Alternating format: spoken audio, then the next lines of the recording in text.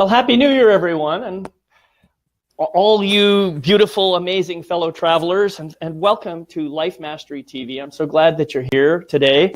I'm excited because we're going to be talking today about this concept of what a difference a choice makes. And the truth is, everybody has choice. Whether we are aware of it or not, we have choice in everything that comes up, in everything that we do, and that choice is available to us all the time.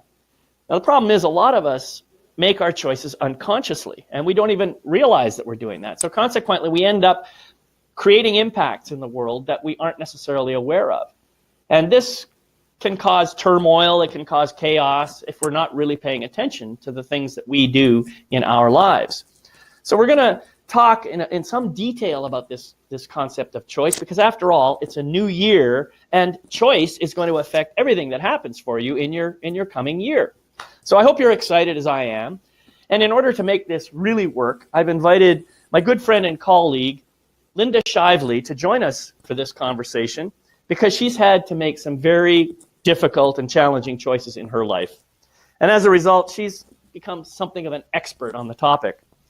So Linda is an executive and life coach. She's a certified laughter yoga instructor, and that's kind of fun by itself. We had a previous episode where we talked about some of that. She's also a neuro-linguistic programming master practitioner and a distinguished Toastmaster with lots of amazing skills, and she's delivered inspirational messages to all kinds of audiences and presentations and everywhere in the world. Well, in the country for sure. And I know that she's left the country as well for some of these. So anyway, welcome to the show, Linda, and Happy New Year to you. And I'm so glad you could join us. Happy New Year. It's a great way to start the year, talking about choice. Yeah, absolutely. I noticed in your bio that you have made some very interesting choices in your life. For example, it says here that you were in the film Welcome Home, Roxy, Carmichael, with Winona Ryder and Jeff Daniels. Jeff Daniels, one of my favorite actors, by the way. And that's amazing. So what choices did you make to get into that? And what were the outcomes of that experience?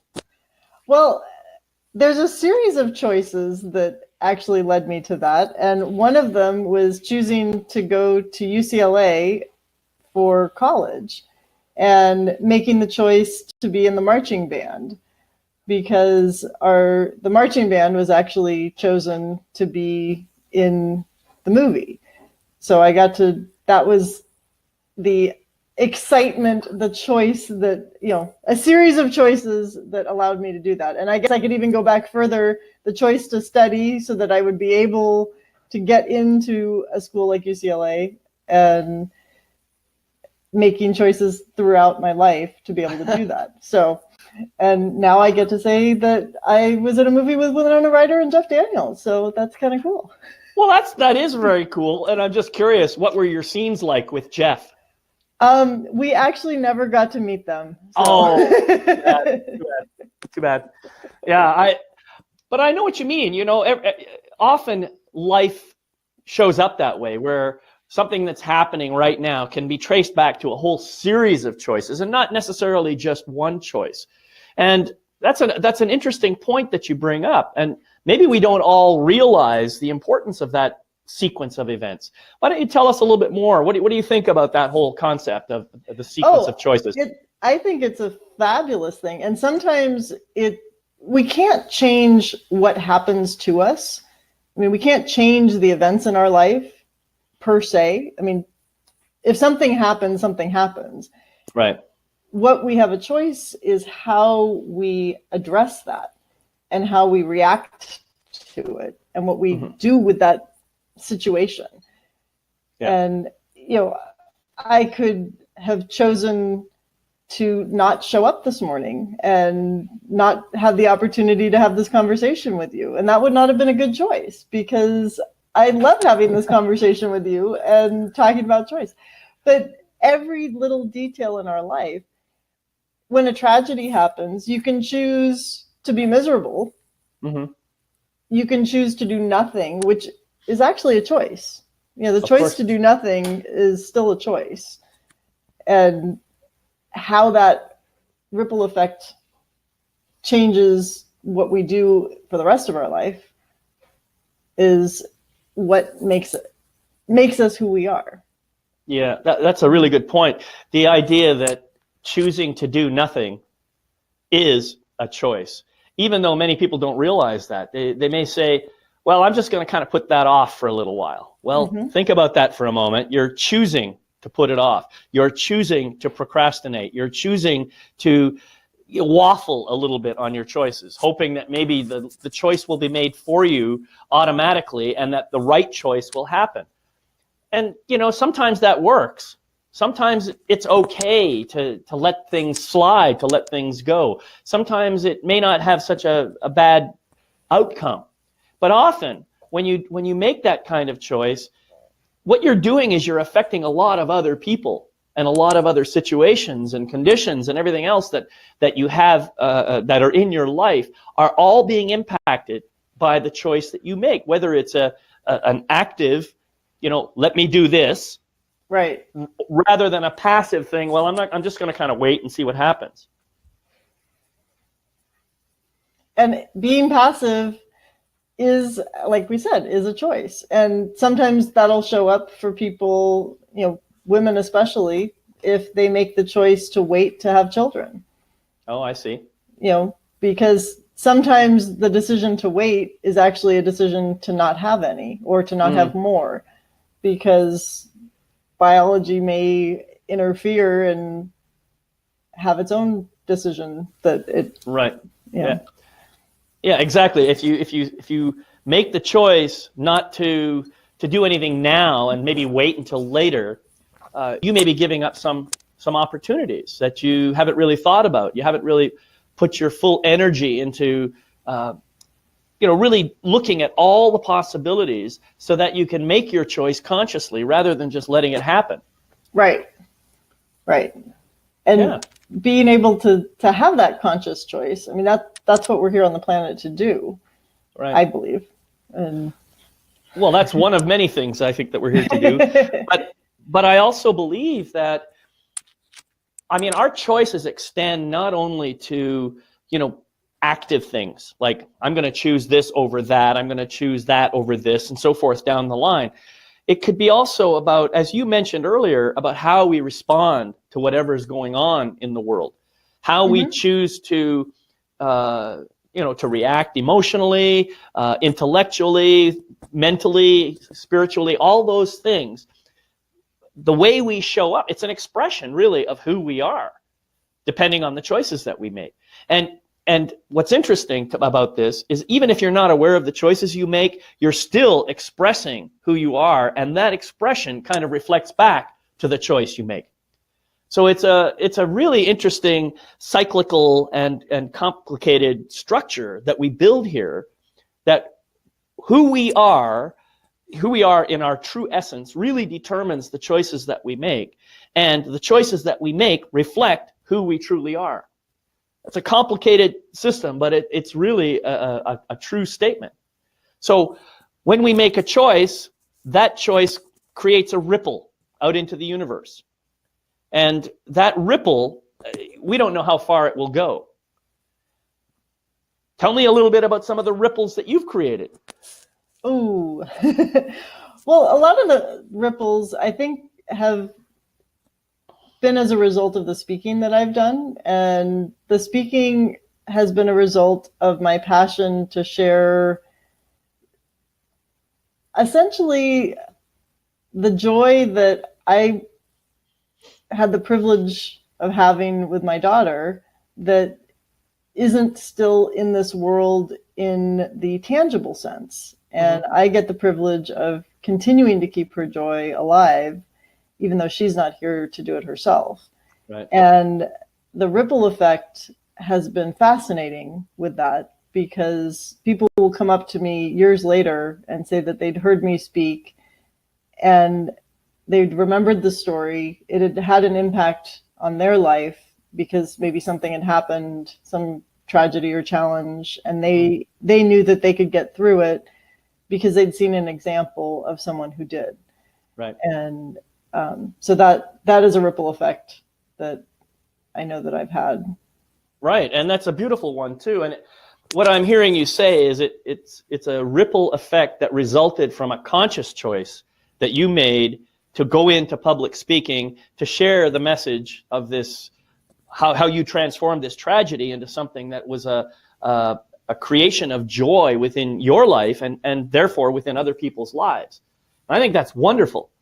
And what I notice in my life is that there have been many times that I have made positive choices. Let's not say positive, conscious choices that have had what seems to be a positive ripple effect. Mm-hmm. But I've also made choices, maybe not so consciously, that had maybe not so desirable effects in my life. And I could probably. No. Well, for me personally, I know that up until maybe about, 10 years ago, I used to be very reactive. Mm-hmm. And I wouldn't, just sit and be with a situation and just kind of respond to it from a place of consciousness and compassion and all that. I would have whatever reaction I was having, and I would let that reaction drive my behavior. But that was a choice I made. Now, sometimes that didn't have any negative consequences, but sometimes it could cause pain for other people. So I know that my choices, the unconscious ones, allowed pain to develop for other people because I wasn't really thinking about the consequences of my actions. And that's really the deal that I think we really have to get to when we talk about what a difference a choice makes. Because that's really what it's all about. When I make a choice, when you make a choice, it starts that ripple effect, whether you make that choice consciously or unconsciously. And that's the important message that we're trying to convey here. Definitely. Because if you don't consciously choose, then you're living an unconscious life. And whatever happens, and who knows. But if you're making that intentional choice, the power of that to affect change in a potentially positive way. I mean, obviously there could be negative side effects depending on the particular choice, but how do you really make that choice? When I was confronted with some choices that were very challenging, whether it was how to exit an abusive relationship, whether it was how to function after the death of my daughter, all of those were conscious choices. I knew that I could have curled up in a ball and never seen the light of day again, but that wouldn't have done much for me or for the legacy that I wanted to leave for my daughter. But how did you know that? How did you know that it wouldn't have done you any good? You obviously must have done some internal processing to come to that conclusion. I'm not saying that came to me initially. I mean, there were definitely days and weeks that I did curl up, and I think that is natural and it is okay. We need to grieve. We need to go through our process, whatever it is, and each person will do it differently, whether it is crying, whether it is yelling and getting angry, whatever release has to happen. But then there's the realization of, okay, I am here. What am I going to do? How am I going to do this? What is next in my life? And giving back to other people was something that really helped me. And again, that did not happen initially. It took a little bit of time before I realized that by serving others, I would continue to grow and I would continue to learn and be able to heal and move forward. And that's something that is a choice, because I could have chosen to just stay stuck, and it wasn't a very comfortable place to be. And having that ability, yes, I did have resources. I mean, you mentioned the inner work. I did a lot of inner work. I definitely worked with other coaches. I worked with counselors. I had a series of mentors who helped me in different ways. Sometimes it was just the initial piece where I needed the counseling to get started. And then once I had that base, learned the NLP techniques, neuro-linguistic programming, and further coaching that helped me get to the place where I can really help other people as well. And speaking was another avenue for me. Since I love to speak and I love to share messages, it was an easy avenue for me to continue. Where some people, I know that isn't the case. They're what? I don't want to go talk in front of people. That's terrifying. And because I knew I had that gift, I wanted to use it. Right. So I don't know if I completely answered your question. No, that's great. I mean, if we were to just kind of look at this from a high level, I guess the way we could describe it is an event happened in your life. Mm-hmm. You had your initial reaction to that event, and as you saw what was happening within you, you realized, hey, wait a minute, maybe this is not exactly the way I want to continue living my life. And that's really, I think, the moment you realize this is not what I want, I don't want a continuation of this pain. It's not pleasant at all. Why should I stay here? Mm-hmm. Even though in some ways, this is where I think I need to be, you know? Mm-hmm. But it was that realization that kind of woke you up and made you do a series of choices that got you into coaching, into support from other people, into eventually making your own choice, your conscious choice to speak and to present stuff to people and to share the gift of your joy and your laughter. And I think that's just an amazing journey. I think it's wonderful. So. Yeah, and I think one of my biggest or my most powerful teachers was actually my daughter. And I say that because when she was diagnosed at 3 months with spinal muscular atrophy, which is a neuromuscular disorder that at the time had no treatment, no cure. The neurologist said she wouldn't survive to her first birthday. And having to process that this seemingly healthy, bright, alert child had a death sentence was not something that it conflicts the brain. I mean, it just, how do you process that?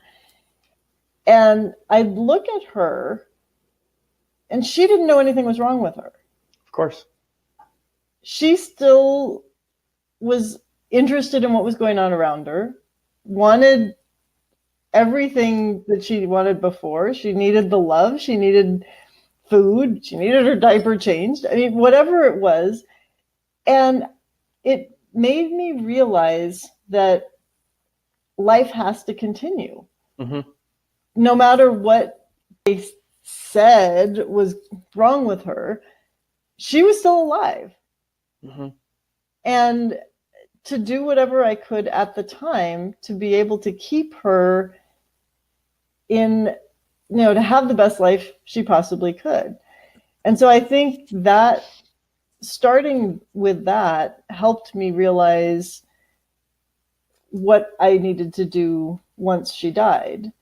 Yeah. And even to go back further, when I was a high school student, I had the opportunity to work at the junior college in the adaptive PE department.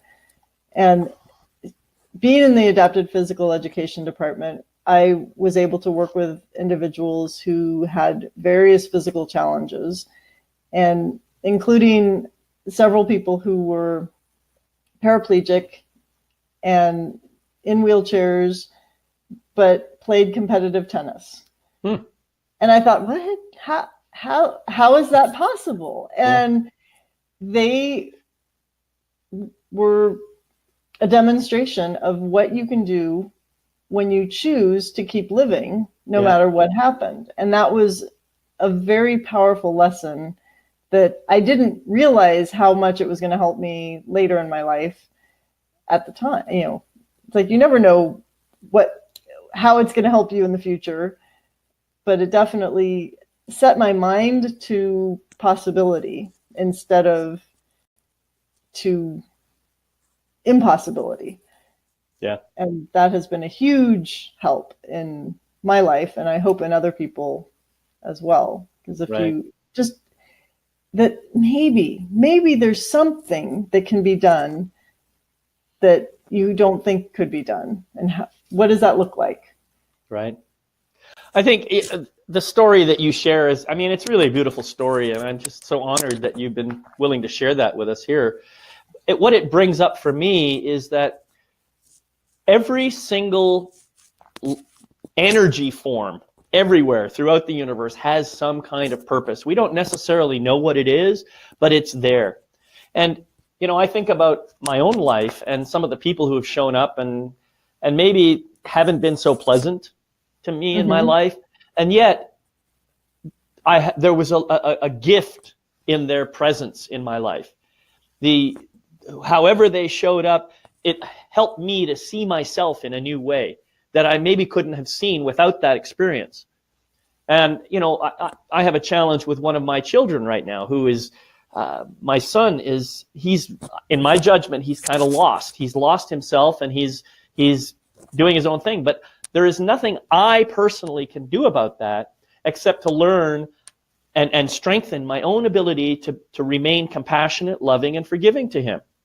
That's really all I can do. It's his life to live. It's his choice to do what he wants to do, even if I completely disagree with it. Yeah. You know? And so while it's painful for me to watch some of the choices that he makes and to see the impact that he creates within some of the different circles that actually overlap with some of mine, that pain is just my own reaction to it. That pain leads me to make judgments about the situation. And if I can just, you know, withdraw the judgments and just feel the pain for what it is and just let it pass, then I can see him for just another traveler like everybody else on the planet. And I can see him as someone who is just trying to find his own way. And if he asks for my help, I will gladly give it. But until he does, I'm not going to interject. It's just not my place to do that. So it's a difficult choice, but it's something that I have thought about. I mean, this has been going on for 5 years now. And actually, coming up, it's longer than 5 years. And I feel sad about it, but I also feel love in my heart for my son. What else can I do? You know, you know, you were talking about the situation with your daughter and how you got where you got. You know, what's interesting for me is I didn't have any super tragic experiences in my life. But when I was 3 years old, I had an experience with my mother that shifted my entire belief system. And that situation was very, very simple. She was upset with me because, you know, I was a 3-year-old. What mother doesn't get upset with a 3-year-old? 3-year-old especially, who's like me, very rebellious and independent. And she's just trying to get me back under control. You know, she had me up on this changing table and she was saying things like, you're my son, you're supposed to, or I'm your mother, you're supposed to do what I tell you, or be a good boy, or this or that or the other thing. But then she kind of grabbed me by the arms and just held me there. And she just looked me right in the eye and she said, you know what? I'm your mother and I know you better than you know yourself. Well, that message bounced around in my head, and like I said, I don't remember the exact thought process I went through, but I think that in my adult mind of today, I probably said something like, well, yeah, you're my mom, you love me, you take care of all my needs. I guess it's true. You know me better than I know myself. That moment that I said that I agreed with her and I accepted her statement as absolute truth, was a turning point in my life, because from that point forward, I started imagining not only did mommy know me better than I know myself, but daddy knows me better than I know myself. Grandma and grandpa know me better than I know myself. My teachers know me better than I know myself. The police officers, everybody who's out there soon enough became people who knew me better than I knew myself. So what am I doing? Deferring. Giving up my total sovereignty and individuality so that other people can reflect to me who I am.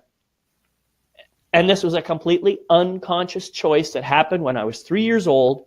And what did it do? Well, over the next 40 years, I started getting more resentful and angry because I could see other people that I was interacting with making their own choices, expressing who they really were, but I couldn't do that. I had come to believe that I can't do that, so I got angry. And it wasn't until the anger started coming out in sideways manner and hurting other people that I finally woke up and realized where I was, and this was not where I wanted to be. So I had to make some pretty serious and difficult choices at that point to try and clean up my own life and reclaim the truth of who I am. And so now my message is all about knowing who you are. And I understand now, even though I didn't really enjoy the anger ride that took place over almost 40 years, what I understand is that that ride was necessary for me to really understand the importance of self-knowing. Mm. And now I can look back on it all and I can say, wow, what an amazing ride. What an amazing journey this has been. You know, whereas before, while I was still mired in it, I thought my life was total misery. So it's amazing how just a shift in perspective can, I mean, my life hasn't changed all that much. I'm not super wealthy. I don't have lots of things in my life, but I'm a pretty happy guy. Right. So, well, and that's interesting because a lot of the work that I do is talking about evolving your story, where you have the situations in your life, you have the circumstances in your life, but what's the meaning that you place on them? Exactly. How do you interpret it?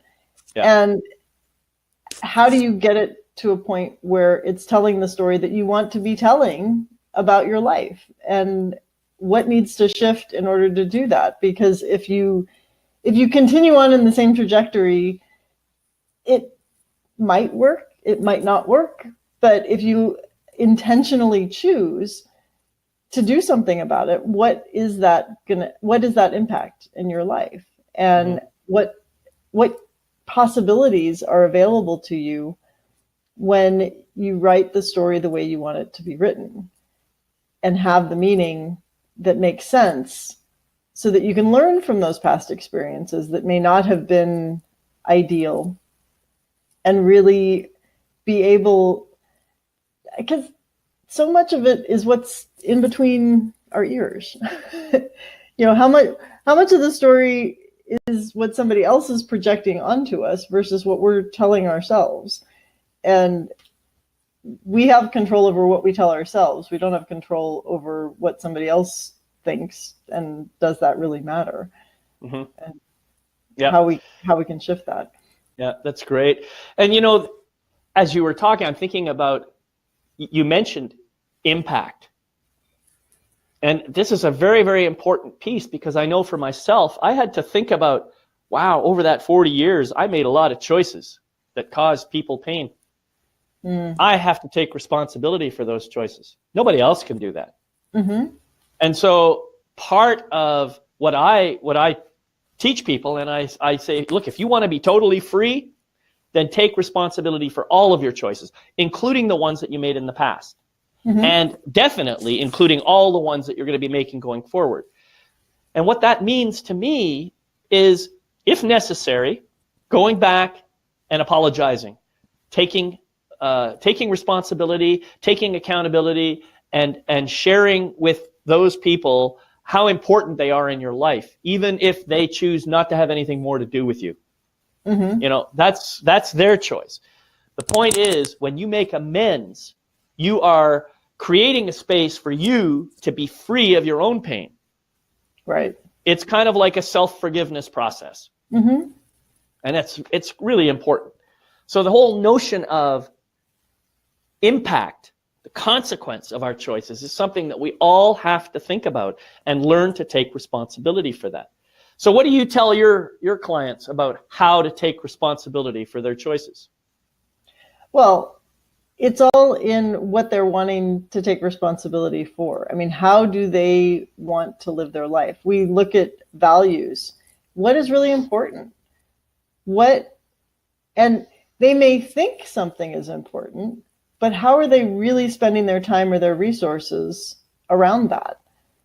Because if somebody says, oh, it's very important to me to have a healthy relationship, yet they don't spend any time, energy, money toward that, is it really important?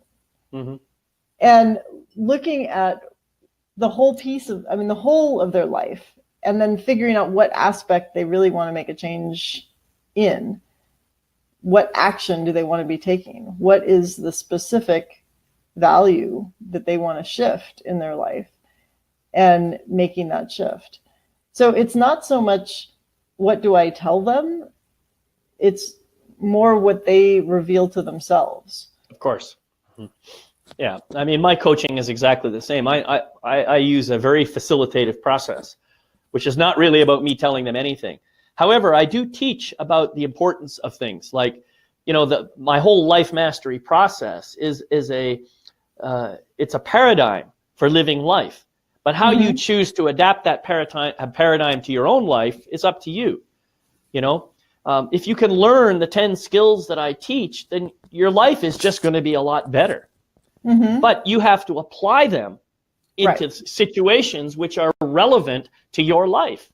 That's the important thing for people to understand. I think as we move into this new year, all of us have a whole year's worth of choices that we're going to make. But my question now would be for people to think about, what choice are you going to make so that you can have the best year possible? Maybe there's 3 or 4 choices. I don't like calling them resolutions, because I like to say, this is what I choose. Yeah. And I actively engage myself in my body. I get excited about the choice. I feel it in my body. And I say, this is what I choose. And it might be something to do with better health. It might be something to do with fitness. It might be something to do with improving one or more relationships in your life. Whatever it is, choose it. Choose it consciously. And think about the impacts that you want to create out there in the future. That's how you make your choice. Definitely. And so what is one of your choices this year? Oh boy, now you put me on the spot. I should have asked you first. That gives me time to think. Well, I really do believe I am choosing to bring more and more of this message out into the world, because I believe in it, and I think that it's something that people can benefit from. And that's going to be appearing in a multitude of different ways, including some new programs that I'm going to be offering in the new year, and I'll go into those in another forum. But that's one thing that I'm choosing. Another thing that I'm choosing is I've already adopted a pretty good healthy lifestyle. So I eat well, I do a lot of exercise. I have a dog now that he keeps me moving, and so I love going out into nature. What I think I'm going to choose for this year is I'm going to look for more opportunities to get out into the mountains where I live and start doing some hiking and that sort of thing, because that's just a different way of getting out and meeting people and so forth. And the other choice that I'm making is to make myself available for a perfect spiritual relationship with a woman of like mind. That's what I'm looking for right now, because I think I'm ready for that. Mm-hmm. Great. Now, okay, now your turn. Well, the choices that I'm making for this year are to really continue to share the message of how you have a choice in your life, reframing the story that we tell ourselves and focusing on that, rolling out several programs this year that I've been working on. I'm excited to share with people. and continue to develop a great relationship, and with myself and with a significant other, so that can be a keystone in my life. And like you mentioned, health. I have been working a lot on my health this past year, and looking forward to continuing that in 2019 to really make sure that the changes that I've made, I continue and not slide back. So. Well, we have both put some choices out there into the public domain. They are now already starting to create those ripples. And maybe next year we can come back and look at this and say, oh, how did we do on those choices? How did we do on those commitments that we made to ourselves? Right. And how do other people want to hold themselves accountable to their own choices? Mm-hmm. That's an important part of the process, to look at your choices and say, all right, this is what I chose to do. Am I following through on that? Am I getting the results I want? If I am, great. If I'm not, what do I want to do about it? These are the questions that we can be asking ourselves all the time. So anyway, Linda, thank you so much for being here today. I just want to say it's been a pleasure again, as always, having you on the show. I always enjoy talking to you. I find you inspiring and, really aware of what's going on in the world. And I love the message that you're sharing. So thank you for being here. Well, thank you. And if people want to continue to have a dialogue with me, may I offer them something? Absolutely. Okay.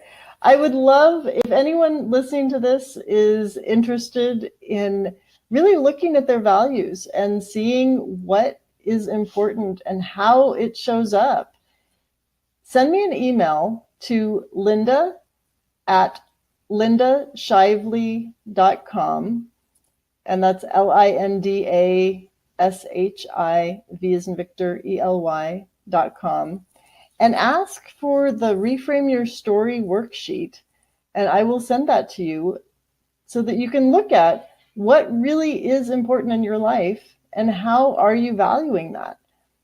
And we can have a discussion about that. And that's go great. From there. Yeah. So that's Linda@lindashively.com. LINDASHIVELY.com. Yes. And yeah, so actually send Linda an email. She'd love to hear from you. I would love to hear from you too. You know how to get a hold of me. So anyway, I just want to say thank you all for participating in today's program. Remember, you can watch recordings of this and all other previous programs on my website at lifemasterytv.com. That's life-mastery-tv.com. lifemasterytv.com. And please, as you move into your life and move forward, continue to remember the Life Mastery mantra. That is, gratefully forgive the imperfect being you have been in the past. Gratefully accept the magnificent being that you are right now. And gratefully welcome the evolved being you are becoming in each new moment. Love, light, and blessings to you on your journey. See you next time on Life Mastery TV.